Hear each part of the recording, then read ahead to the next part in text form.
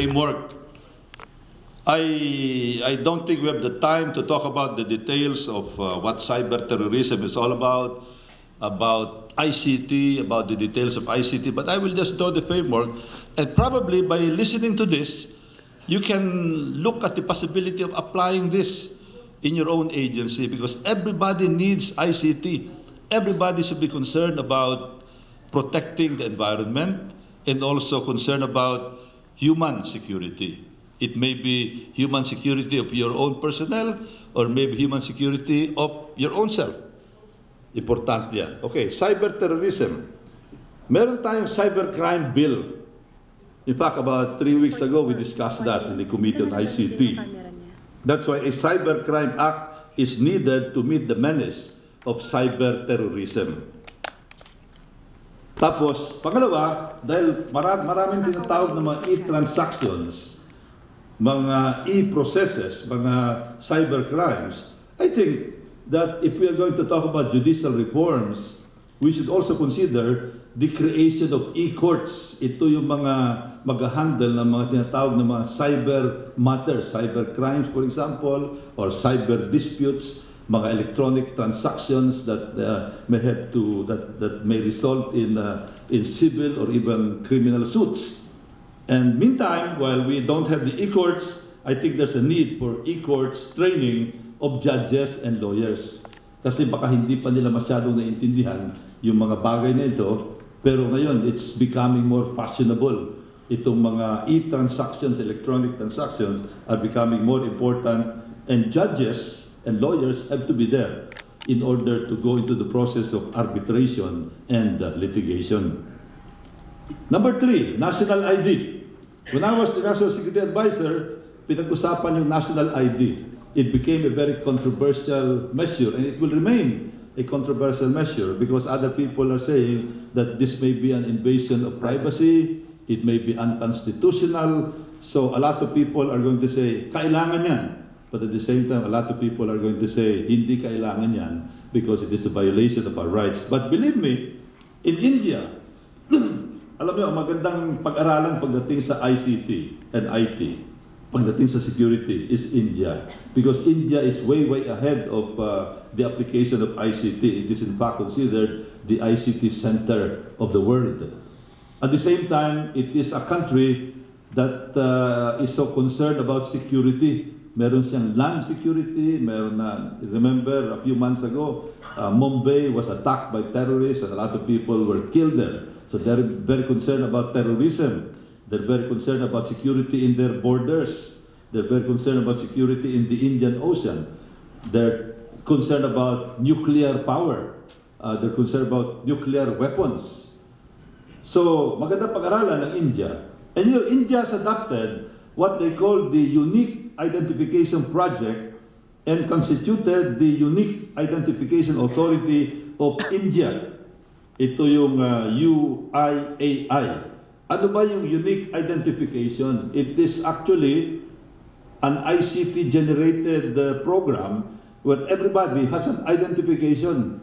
Everybody will have a number. Parang ID, parang national ID na rin ito. At doon papasok yung record mo. Mga, let's say, about transactions.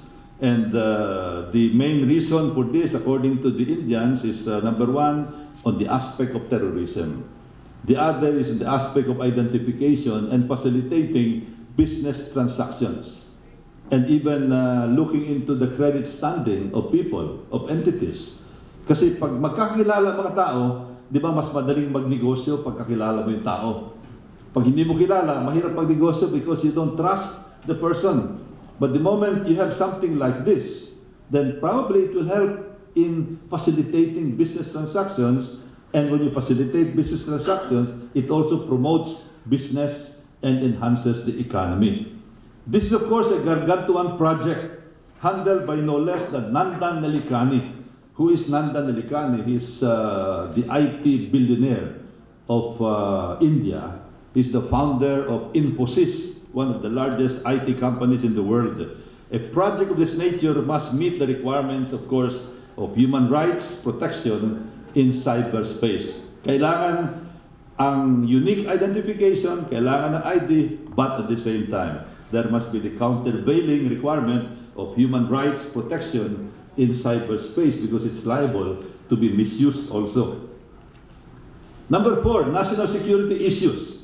One example of a national security issue is the International Mobile Equipment Identity. Ang tawag niyan IMEI. I think many of you are familiar with this. Pero kasi iba, akala nila pag gumagamit sila ng SIM card na prepaid, hindi na matitrace kung sino sila.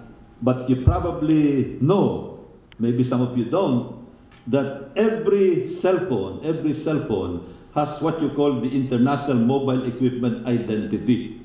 Pag lumabas yung message mo sa text, lalabas din yung IMEI niyan. At kung merong record ang nag-iimbestiga ng telepono mo, o kaya meron kang ginamit mo yung telepono na yan para manggulo ng tao, mangharas ng tao, mang-violate ng rights ng tao, akala mo okay ka na. Then you use the telephone for the more normal usages, not harmful but very friendly, pero nakita yung IMEI record mo, matitrace nila, aha, dito pala nanggaling yung message na yan. And some people can run after you. Kaya ano nangyari? In other countries, meron mga ibang cellphone companies, some of them made in China, without IMEI numbers. Ito yung talagang truly anonymous. Pag anonymous yung SIM card mo, anonymous yung cellphone mo, walang IMEI, then hindi ka na matitrace. That's why I understand in India, they banned these Chinese mobile phones without IMEI numbers. And even arrests were made to enforce this ban. Here, of course, in the Philippines, there is the issue of the proposal to register SIM cards. I am personally against it because number one, how can you register about 40 million SIM cards? Tsak, meron namang kikita dyan. Matatambakan ng trabaho yung mga telecom company natin, pipila yung tao, plus the unnecessary process of registering these SIM cards. Milyong SIM cards ang i-register dyan. So I am personally against that, but some people are in favor of this. So maybe this is something that you can study.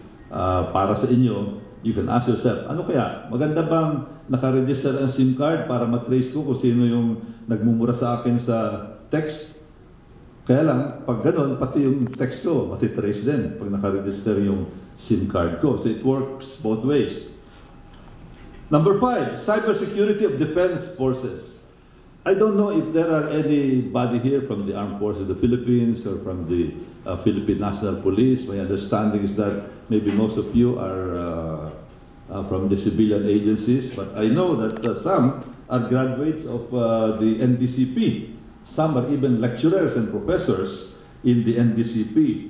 The defense forces, meaning the Armed Forces of the Philippines, including the Philippine National Police, need cybersecurity and cyber forensic capabilities. The cyber war and cyber terrorism threats are not only real, but also very dangerous. The Philippines must upgrade its cybersecurity and national security capabilities as soon as possible. In fact, I discussed this during the deliberation of the cyber crime bill. I said, kailangan siguro in the cyber crime bill and also in the deliberation of the budget is to enhance the capability of the NBI, the Armed Forces of the Philippines, the Philippine National Police, to tackle cyber crimes and to handle cyber war with respect to the Department of National Defense and the Armed Forces of the Philippines. Kasi siyempre, pag ginamitan tayo ng cyber war ng ibang bansa, tapos wala tayong capability to defend, kawawa naman tayo. Cyber war and cyber terrorism are matters of grave concern to all countries. Equally important are the issues pertaining to cybersecurity of defense forces. These issues are important as they strike at the very root of the critical ICT infrastructure protection.